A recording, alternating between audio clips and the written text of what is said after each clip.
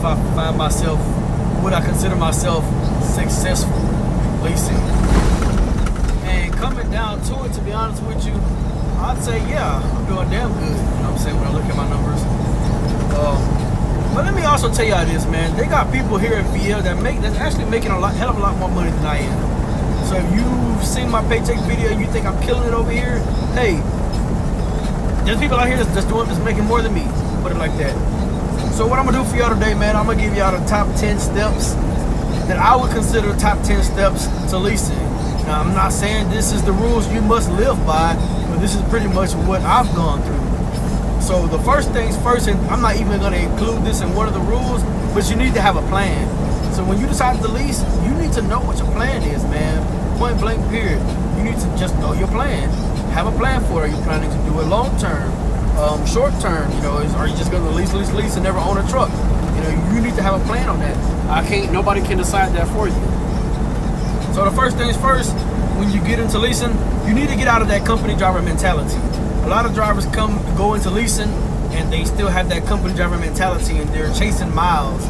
Man, I don't really know any other way to put it other than get out of that company driver mentality. Once you're going into leasing, man, you're running a business. And yeah, second thing, percentage over mileage paid when it comes to leasing. Me personally, I would never lease getting paid mileage. I just think that's kind of similar to being a glorified company driver. When a lot of guys think of leasing, they think of you as a glorified company driver. I'm not gonna lease getting paid mileage. And just a quick story for y'all. When I was telling some drivers about when I got rid of the Citric class, got Big Daddy, and I was telling guys like, hey, I'm gonna park Big Daddy and I'm gonna go back company for a little bit just to stack my money back up. And they were like, oh, one guy hit me up and was like, hey, come lease your truck onto my company. And I was like, oh, well, what's the percentage? Oh, we get paid $1.25 a mile. I'm just like, no sir, I'm not gonna run my truck mileage, because that means in order for me to make a decent amount of money, I have to drive a certain miles, and I'm not gonna do that. So for example, let's say if you want to get a $5,000 paycheck the way I've been doing, or what I've been averaging here at VL, you can't do that on mileage pay unless they're paying you, you know, $3, $4, or $5 a mile for you to run 3,000 miles in a week for you to get that type of money, man. I'm not gonna do the math on it, but I'm just not gonna do it. Okay. Step three, learn your lanes, man. You need to learn your lanes. You need to know where the hot spots for freight is at. So you need to know what's paying to go in such and such. You need to know where, you know, the freight ain't paying this or that. You know, I'm not gonna get too much into it, but this is for you guys to do your research on these steps I'm telling you to do. So like I said, first thing, get out of that company driver mentality. Second thing, percentage over mileage. I wouldn't recommend anybody to lease getting paid getting paid mileage. That's just me. If you want to do it and it works for you, hey, go for it. Third thing, learn your lanes. So you need to learn, you know, what the freight is paying out west, what the freight's paying in the Midwest. You know what I'm saying? What's the freight paying on the East Coast and all that other type of crap. That's how you learn your lanes. Ask a lot of questions is the only thing I can really get down to. Number 4, work your ass off, man. You have to work your butt off when you're starting over to leasing. A lot of guys come over to leasing and these dispatchers are telling them, oh, it's no force dispatch, you can go home whenever you want. And a lot of these guys are they wanted to go home twice a week, you know, and they're not making any money. And these are the same guys that's sitting there saying, oh, there's no money in leasing. Leasing is out to do this or to do that. You know, you need to still work your butt off, you know. Me personally, I would recommend if you're gonna lease, hey, lease after a year after you've been a company driver. Be a company driver for a year, lease for a year, and then hey, go do your own thug this one, man. That's what you want to do. Also with that, man, that comes down to running your clock. You got to run that clock. And I know I've said this on a number of my videos, man, but you have to run that clock down, man. For example, if you have a load that has a window on a pickup, and you know you can be there at 8, but you can be there as late as 5, why would you go there at 4 o'clock? Get your butt there at 8 o'clock in the morning. So, you know, just in case if you have any issues, for example, if you're overweight or something, you can go back, have the load reworked, and then get back on the road, man, and then go ahead and get as far as you can with the amount of miles you have. Now, don't kill yourself. You know, there's a difference between working your clock and just out here straight killing yourself. And if you're tired, you didn't get enough sleep, hey, do it smart, man. If you need to pull over, take an hour break, hour and a half nap, do that. I've done it a number of times where I pulled over on a 30-minute break to take a 30-minute nap, and I'm talking about an hour and 45 minutes had done went through. I was tired, man. It is what it is. You know, but I'm not gonna kill myself while I'm trying to make this money, right? So number 5, you need to figure out your operating costs. I'm not gonna go too far in detail on that. I would rather y'all go to somebody else to help y'all figure that out. But you need to know what loads are profitable for you to pull and what loads you're either gonna break even on or you're not gonna make any money. The last thing you want to be doing out here is leasing, taking every single load that somebody's giving you, and you're not even making any money. You know, because you can go to some of these companies and be in the negative from going on home time just to come back out. It's gonna take you like 2 or 3 months to get out of that that hole because you're pulling, you know, technically what we would consider cheap freight.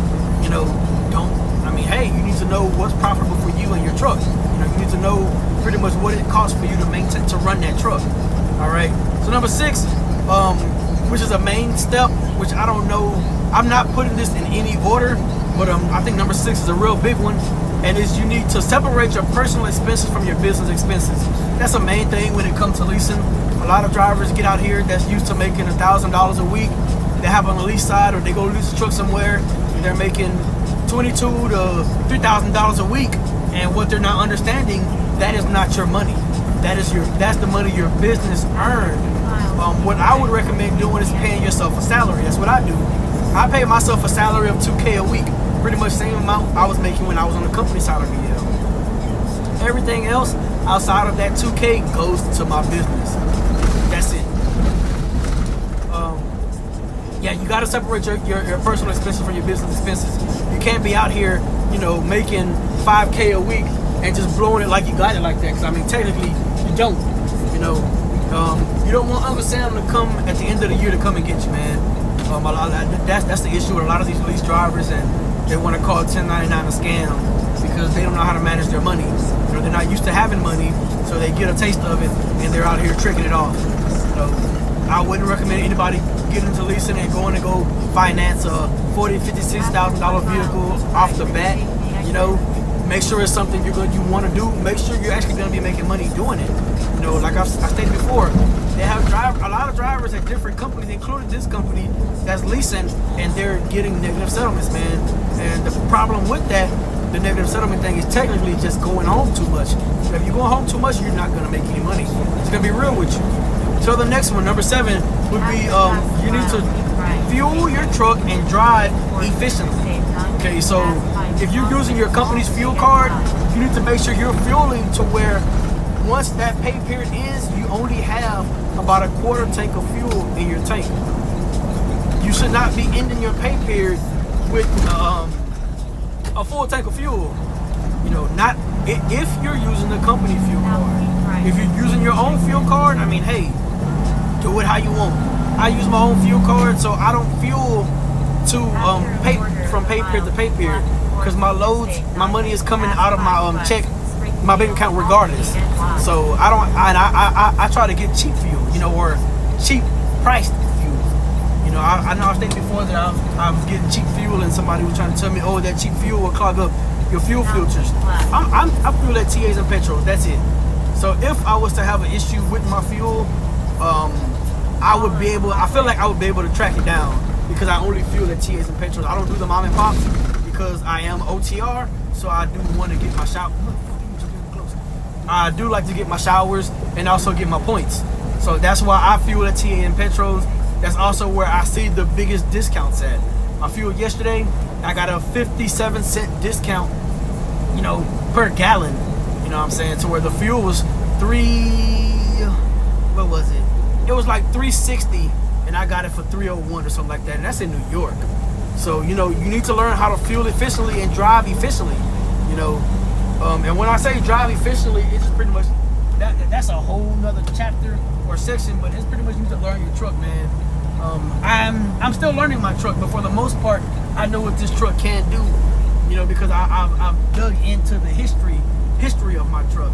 as far as, you know, checking out the rears I have and other little minor stuff about my little pro tires.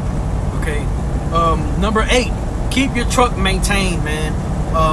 Get your PMs when you should be getting them. I know a lot of people recommend $50K for oil change when it comes to the DD15s, whether it's whether it's required that mileage by the manufacturer or whatever. Hey, it's up to you to do your research on that. Me personally, I'm getting my PMs at 30K. That's what I'm doing, between 25 to 30K. I'm getting my PMs. That's just me. Also, when it comes to keeping your truck maintained, man, make sure you're doing them pre-trips. That's still part of number 8. But make sure you're doing them pre-trips, man. You want to catch anything before it gets worse. All right, so that's from tires to brakes to air leaks to any type of fluid leaks. You want to catch all of it before it gets worse. Because the last thing you want to do is be stuck out on the side of the road somewhere. You know what I'm saying? To where you're either having to pay for breakdown to come out and rescue you, or you having to pay for a tow truck to come out and tow you to a shop. Number 9 is communicate with your dispatcher. So if you are leasing and you're not picking your own freight off your own load board, and you have a dispatcher, communication is key, man. You need to let this dispatcher know everything that's going on. Now, I'm not saying kiss any butt, okay? But you need to let them know what's going on. So if they're the ones that's finding you your loads, let them know when you're getting close to your shipper or receiver, you know, just to keep them updated. Especially when you're getting ready to deliver your loads, that dispatcher needs to know that you're en route or how close you are, so that they can start finding you your next load. If they don't know, if the dispatchers don't know, then I mean, how are they gonna expect to? Oh, well, let me go ahead and find them a load. They don't even know if you're hours out or days away. So that's up to you, the driver. You know what I'm saying, to get on that dispatcher. Well, not really get on them, but just communicate. You know, because if you're trying to run a business, I mean, you want to be as in control as you can. And so with me, I'm at the point now to where once I deliver or pick up a load, or technically once I get ready to deliver, I already tell my dispatcher, hey, I'm looking for a load. See if you can give me a load in this price range. You know, that's what I'm on. I'm at the point now to where I'm trying to reach a certain goal every week. So if I can tell my dispatcher what I'm looking for, that'll actually help me reach my goal, if that makes any sense to y'all. And the last thing, number 10, man, you gotta love what you do, man. You got a lot of guys that come into trucking just to, I'm just gonna get in here for a couple years, stack my money, and then I'm gonna go ahead and move into another avenue. But these particular drivers don't even like to drive. So when they get out here, they can't even back the truck. They can't drive for long periods of times. They can't, they can't, they're not ready for the lifestyle of being a truck driver, you know, because I am one of those cliche truck drivers that goes by, hey, this is a lifestyle right here, okay? You have to eat, breathe, and shit trucking, man, for it to be as profitable as it can. And that's my opinion, though. In my opinion, I mean, that's how you're gonna pretty much be successful out here, because I don't feel like this is a job for me. I get up and I get to do what I love every day. Man, I don't have no complaints when it comes to what I do. Now, trucking is not perfect. I think anybody that's at a leasing point or owner-op point knows how shady a lot of these brokers can be. But I'm not gonna go into that. But if you tend to follow these 10 steps, you know, I feel like you could be successful leasing, because these are the steps that I follow. So I'm gonna go back over them once again. The main thing is to make sure you have a plan. All right, you need to have a plan when you're planning to lease a truck. So first thing, get out of that company driver mentality, man. Number 2, you should percentage against mileage. Get paid percentage. If you're getting paid mileage, I mean, you're technically gonna. It can be done doing mileage. I mean, they got companies out here that pay drivers mileage. I just wouldn't do it. Okay, not a smart business move if you ask me. Number 3, learn your lanes. You know what's best for you. You know, East Coast, West Coast, Midwest, South, whatever. Hey, learn them. Number 4, work your ass off. Run that clock out, man. I'm trying to tell you, that's how you make money. Whether you're on the company side, leasing, or owner-op, you need to work your ass off for this, man. Nothing's gonna fall in your hands. Number 5, figure out your operating cost. Number 6, separate your personal expenses from your business expenses. Another thing with the personal expenses and business expenses, don't be out here taking cash advances, man. That is one hole that once you get in, it's gonna kind of be hard to get out of, especially if your personal expenses at home are high. Okay, so try not to take cash advances. Obviously, nobody's perfect. I understand some people have a hardship. Every now and then they gotta do what they gotta do. Me personally, I don't recommend it. When I do hire my drivers, that would not be allowed. I'm sorry, no cash advances. Number 7, fuel economy, man. You need to fuel your truck efficiently and drive your truck efficiently, man. Don't be out here leaving money in your fuel tank, okay? Like I said, me, I like my money as consistent as possible. So if you're fueling incorrectly, one week, yeah, you're gonna have a 5K paycheck. Next week you have a 3K paycheck. Next week you have a 7K paycheck. Next week you have a 4K paycheck. You got to try to fuel efficiently, you know what I'm saying, and drive your truck efficiently. Number 8, keep your truck maintained, man. That's a lot of guys get out here and leasing. They don't want to have to pay for anything. Hey, then you need to get into a full maintenance lease. Over here at VL, it is not a full maintenance lease. You are on your own. VL will treat you like a owner op. What do you want to do? Is what they're gonna ask you. And I remember one time when I called her, when I had a break flat, she literally asked me, okay, why are you calling me? Okay, they will get at you. Number 9, communicate with your dispatcher. They're the ones that's finding you your loads. You know, hey, just communicate with them. Let them know what you're looking for, what you want, what you don't want, and hey, make it work. You know what I'm saying? Try to build this relationship with your dispatcher. I don't feel like you should be out here cursing them out and all this type of crap. Okay, hey, it is what it is. Last thing, love what you do, man. If you love trucking, man, this will be easy for you, man. Granted, we all have our hard days where we probably quit once or twice a week. Hey, it is what it is, but man, this right here, there's money in it, man. It's a lot of money in it. So I appreciate you guys for watching, man. If you haven't done so already, go ahead and subscribe to the channel. We'll catch you guys in another video.